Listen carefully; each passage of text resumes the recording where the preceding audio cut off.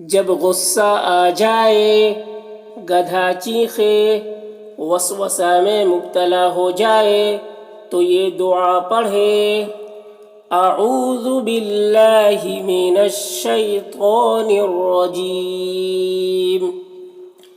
جب غصہ آئے تو اس وقت بھی اعوذ باللہ من الشیطان الرجیم پڑھنا چاہیے، اور جب گدھا چیخے یا گدھا کی چیخنے کی آواز سنے تو اس وقت بھی اعوذ باللہ من الشیطان الرجیم پڑھنا چاہیے، اور جب وسوسہ پیدا ہو دل میں، یعنی برے خیالات جب دل میں پیدا ہو تو اس وقت بھی اعوذ باللہ من الشیطان الرجیم پڑھنا چاہیے۔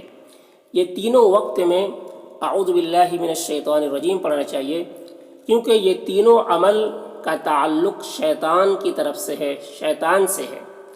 یعنی غصہ جو دلاتا ہے یہ بھی شیطان دلاتا ہے، اور گدھا جو چیختا ہے یہ بھی شیطان کو دیکھ کر چیختا ہے، اور برے خیالات جو دل میں پیدا ہوتے ہیں یہ بھی شیطان ہی کرتا ہے۔ تو یہ تینوں عمل کا تعلق شیطان سے ہے، اس وجہ سے ان تینوں وقت میں یہ اعوذ باللہ من الشیطان الرجیم پڑھنا چاہیے۔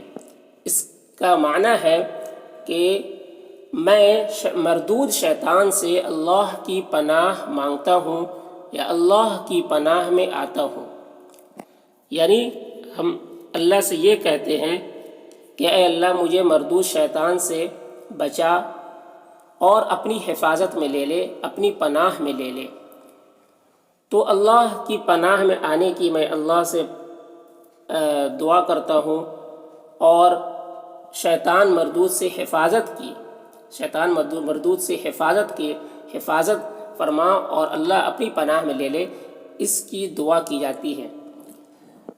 تو جب یہ عمل ہو جائے، جب یہ عمل ہو، غصہ آئے یا گدھا چیخے یا وسوسہ کوئی دل میں پیدا ہو، تو ان تینوں وقت میں اعوذ باللہ من الشیطان الرجیم پڑھنا چاہیے۔